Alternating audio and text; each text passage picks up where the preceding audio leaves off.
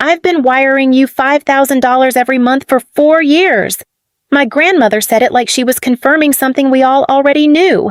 Her voice wasn't loud, but it cut through the table in a way that made everything else stop. Plates stayed where they were. No one reached for anything. I set my fork down carefully and looked at her. What account, I asked. I wasn't trying to challenge her. I didn't understand the question any more than I understood the statement. No one answered right away. That was the part that stayed with me. Not what she said, but how everyone reacted to it. My parents didn't correct her. They didn't look confused. They just went quiet, like they were waiting to see how the conversation would move next. I looked at my mother first. She kept her eyes on her plate, adjusting something that didn't need adjusting. My father leaned back slightly in his chair, his hand resting on the table, not moving. He looked like he was thinking through something instead of responding to it. That silence didn't feel accidental. My name is Paige Whitmore. I am 28 years old. I work night shifts at a trauma center and pick up extra hours on weekends because my bills don't leave much space for anything else. I drive a car that needs repairs more often than I can afford to fix them. I plan things in small steps because that's the only way they work. If someone had been sending me $5,000 every month for 4 years, I would have noticed. That part was simple. My grandmother reached into her coat and took out a folded set of papers. She placed them on the table next to the serving dishes but didn't open them. She rested her hand on top of them for a second, then looked across the table. Not at me. At my father. That was the moment something shifted. The conversation had started with me, but it wasn't really about me anymore. I felt it settle in quietly, the way things do when they're already decided and you're just catching up to them. 3 days earlier, she had called me in the middle of the afternoon and mentioned an account I didn't recognize. At the time, I thought she was mistaken. I told her I didn't know what she meant. Now I was starting to understand that she hadn't been confused at all. 3 days before Thanksgiving, I was standing in my kitchen, still in my scrubs, trying to decide whether I had enough energy to cook or if I should just eat something quick and sleep before my next shift. The apartment was quiet except for the low hum of the refrigerator, and I remember leaning against the counter when my phone rang. It was my grandmother. She asked how I was, the way she always did, and I gave her the usual answer. I was fine, just tired, picking up extra shifts. The conversation felt normal until it didn't. She mentioned the account in the middle of a sentence, like it had already been established between us. The one I've been sending the money to, she said. I didn't respond right away. I thought I had misheard her, or that she was referring to something from years ago that I'd forgotten. When I didn't say anything, she asked if I was still there. I'm here, I said, but that was all I could say. There was a pause on her end, long enough that I became aware of how quiet my apartment was. I could hear the faint ticking of the stove clock, which I'd never noticed before. You haven't seen it, she said, and it wasn't really a question. No, I told her. I don't know what you mean. She didn't argue or try to explain it away. That was what stayed with me after we hung up. She didn't correct herself. She didn't suggest she had made a mistake. I noticed something didn't line up a few months ago, she said. I just didn't want to assume before I looked into it properly. I'll check something, she said, her voice steady in a way that made it clear she already had. Then she ended the call. At the time, I stood there for a few seconds longer than I needed to, holding my phone, trying to decide if I should call her back. I didn't. I told myself she was confused, that it would make sense later, and that I didn't have the energy to untangle something that probably wasn't real. Looking back, that was the first moment the situation shifted, even if I didn't recognize it yet. My life had been steady in a way that didn't leave much room for anything extra. I worked nights at the hospital, usually 3 in a row, and picked up additional shifts on weekends when I could.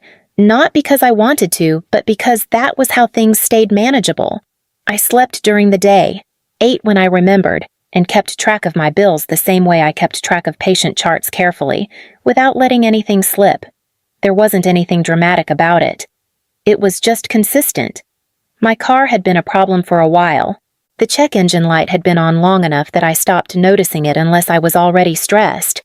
About a year ago, the transmission started slipping, and I remember sitting in the parking lot outside the mechanic's shop, looking at the estimate in my hand and doing the math twice because I thought I had made a mistake the first time. It was $2,000. I had a little over half of that. I sat there longer than I needed to before calling my mother. I didn't ask directly. I explained what had happened, told her what the mechanic said, and waited for her to respond. She sighed softly, the way she does when she's about to say something that sounds reasonable on the surface. "Paige, we've had a lot come up recently," she said. "Your father just handled a big expense, and things are tight right now. Have you looked into financing options?" I remember staring at the steering wheel while she talked, watching my hands rest there like they belonged to someone else. "I can figure something out," I said. "I know you can," she replied, her tone shifting slightly. "More certain. You've always been good at handling things." That was the part that stayed with me.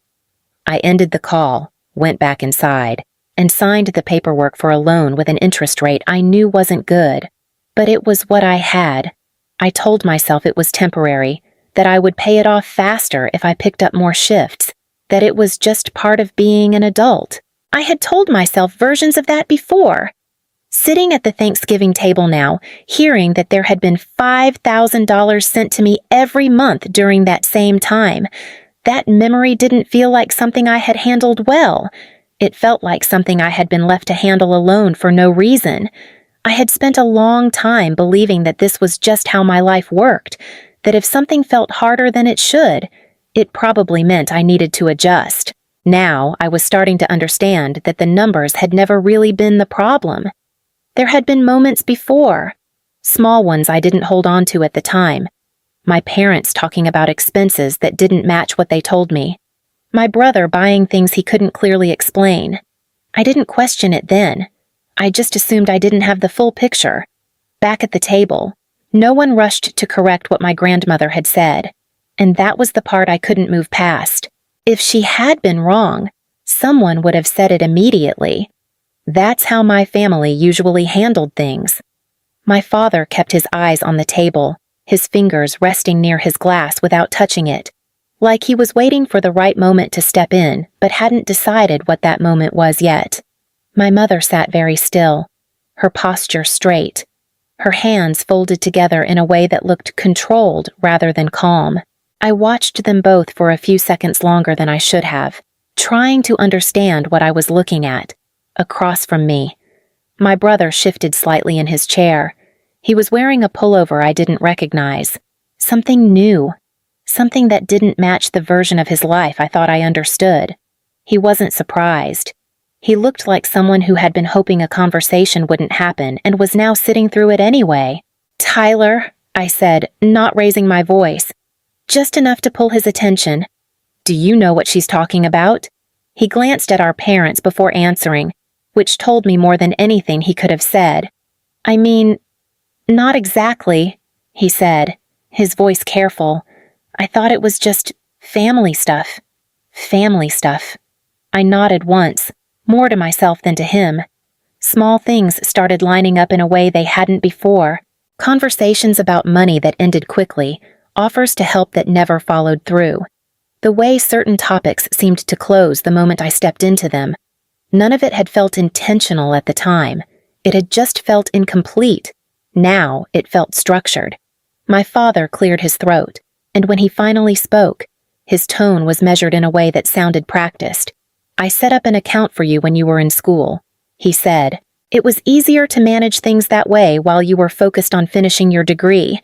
I remembered that. At the time, it had felt helpful, like one less thing to think about when everything else was already full. I had signed what he told me to sign, trusted him to handle it, and moved on. I never set up online access for that account. My father told me he would manage it while I was in school, and after that, I didn't go back to it. I didn't receive statements either. I assumed everything was being sent to his address. "I haven't used that account since I graduated," I said, keeping my voice even. I don't even know if it's still active." "It's active," he replied quickly, then slowed down as if he had said too much. "We've been maintaining it. That word settled differently than the rest. My mother nodded slightly, as if to reinforce what he had said without adding anything new. "We were managing it responsibly," she said. "You had enough to deal with. We didn't want you worrying about things you didn't need to." I looked at her, then back at him, trying to understand how something could belong to me without ever passing through me. "So, the money she's talking about?" I said, turning my attention back to my father. "That went into that account." He hesitated, just long enough to make the answer clear before he gave it. "Yes, and I've never had access to it." "That's not what this is about," my mother said, her voice tightening slightly. "It was always for your benefit." "For my benefit." I repeated that in my head, not because I agreed with it, but because I was trying to see how it fit with everything else I knew to be true. I had been making decisions based on what I thought I had. They had been making decisions based on something else entirely. My grandmother unfolded the papers slowly, not in a way that felt dramatic, but in a way that made it clear she wasn't guessing about any of this. She placed the first page in front of her and turned it slightly so the table could see. "These are the transfers," she said. It was a list, organized by date, each line showing the same amount, $5,000, once a month, consistent over 4 years. I did the math without meaning to. It was $240,000. The pattern was steady enough that it didn't need explanation. No one interrupted her. She moved to the second page. "This is the account," she continued, her tone unchanged, the one the money was sent to. I leaned forward just enough to see my name printed there, alongside both of my parents. That part didn't feel surprising anymore. It felt confirmed. My father shifted in his seat. My mother exhaled, not quietly this time, like she was already tired of explaining something she didn't think should need explanation. My grandmother didn't respond to that. She turned to the next document. This is where the money went after it arrived. It wasn't complicated. The transfers moved out of that account into another one tied to a business name I didn't recognize. The paperwork listed it clearly, along with registration details. "An LLC," she said. "Registered 3 years ago. You moved it without telling me." I said, not louder, but clearer. My mother straightened slightly. "That's an investment," she said. "We've been building something long-term." "For who?" I asked. She didn't answer right away. My grandmother slid the final page forward. It was a property record, an address in McKinney, purchase date, payment history. The numbers lined up with what I had already seen. "A rental property," she said. I looked at the page for a few seconds, then back at the table, letting the information settle into place without forcing it to move faster than it needed to. Nothing about it felt chaotic. It felt structured, intentional, and finished long before I knew it existed. My parents didn't raise their voices.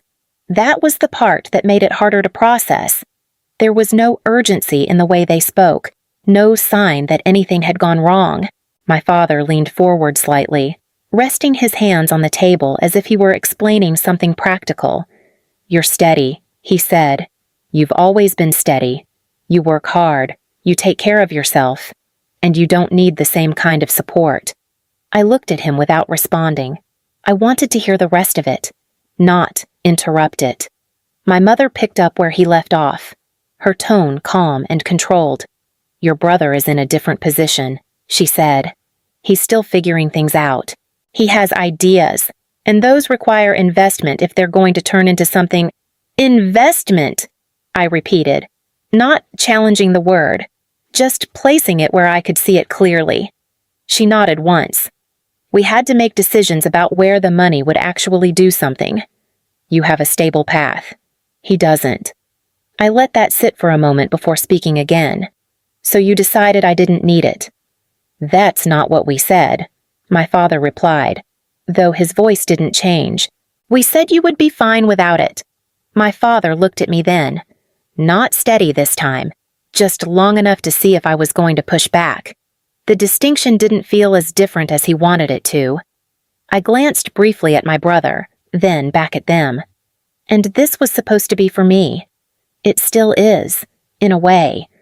My mother said, "Everything we do is for the family." That sentence landed in a way the others hadn't. I didn't feel angry. Not in the way I expected to. What I felt was something quieter. Something that didn't move quickly enough to react, but settled in place instead. They weren't trying to defend themselves. They weren't apologizing. They were explaining a decision they believed made sense.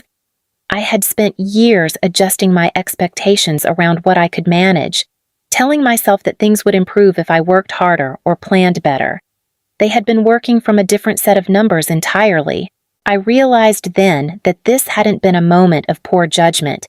It had been a long-term decision, made once and then repeated every month without reconsideration. That was the part that changed how I understood everything. I turned to my brother because there wasn't anyone else left to ask. He had been quiet through most of it, sitting back in his chair like he was trying not to be part of the conversation, but he had heard everything. That much was clear. "Tyler," I said, keeping my voice level. "How much did you know he didn't answer right away?" He looked down at his hands, then toward our parents, then back at me. The hesitation felt more honest than anything he could have said immediately. "I didn't know all of it," he said finally. "Not like this." I waited, giving him space to finish. "They told me there was money set aside," he added, "for the family, for helping things move forward. Helping you," I said. He nodded once, slow enough that it didn't feel defensive. "I didn't ask where it came from," he said. "I thought it was already decided. I figured it came from you at some point." He added, quieter now, "I just didn't think about it too much. That part made sense in a way I didn't want it to. He hadn't created the situation. He had just accepted it." I studied him for a moment, not looking for an apology, just trying to understand where he stood in all of it. There wasn't anything complicated about it. He hadn't stopped it. My grandmother didn't raise her voice when she spoke again, but the tone had shifted in a way that made it clear the conversation had already moved beyond explanation. "I've had the accounts reviewed," she said, resting her hand lightly on the documents. "A forensic accountant has been going through the transfers for the past 2 weeks." My father leaned forward immediately, his control slipping for the first time. "You had no right to do that without talking to us first." "I didn't need your permission," she replied, her voice steady. "The money was mine to give, and I wanted to know where it went." My mother's expression tightened. "This is a family matter," she said. "It doesn't need to become something else. It already is something else." My grandmother answered, "A petition has been filed to recover the funds and review how that account was handled. If it moved forward, it wouldn't just be about returning money. It would involve how that account had been used in my name." The word petition settled over the table in a way nothing else had. It wasn't a discussion anymore. It was a process. "You're overreacting," my father said, though the certainty in his voice didn't hold the way it had earlier. "This can be resolved privately." "It won't be," she said. "Not anymore." I watched them as they spoke, noticing how the balance had shifted without anyone announcing it. For years, decisions had been made in rooms I wasn't part of, with outcomes I had to live with without understanding how they were reached. Now, for the first time, something had started that didn't depend on their agreement. No one at the table could stop it by explaining it away, and that was the part they hadn't prepared for. A few weeks later, I drove out to McKinney with the address my grandmother had shown me. The neighborhood was quiet, the kind of place where everything looked maintained without being noticeable. The house itself didn't stand out. It looked like any other home someone would return to at the end of the day. Lights on inside, a car in the driveway, nothing unusual. I stayed in my car and didn't get out. There were people living there, a couple, from what I could see through the window, moving around their kitchen in a way that felt ordinary. Whatever had happened to get that house, whatever decisions had been made, had already settled into something stable for them. I sat there for a while, then started the engine again and left. My parents didn't call me after that night. Not to explain, not to argue, not even to check in. That silence felt different this time. It wasn't something I was trying to understand anymore. Around the same time, I paid off the loan I had taken for my car repair. It wasn't a large moment. I transferred the remaining balance, watched the confirmation appear, and closed the screen. A few days later, I had the check engine light fixed properly instead of ignoring it the way I had before. The car ran differently after that. Smoother, quieter. I noticed it the first time I merged onto the highway, the way it didn't hesitate. Nothing about those changes felt dramatic. They were small, practical things. The kind I had always told myself I would get to eventually. The difference was that this time, I wasn't adjusting around limitations I didn't understand. I wasn't working harder to make something unstable feel manageable. I had spent years thinking I was just keeping up, that if I stayed consistent, things would eventually settle into place. What I understand now is that consistency only works when the foundation underneath it is real. If you ever find yourself constantly adjusting, constantly compensating, it's worth asking whether you're actually lacking something or if something has been kept from you without your knowledge. I didn't gain anything new in the end. I just finally had control over what had already been mine. And for the first time, that felt like enough.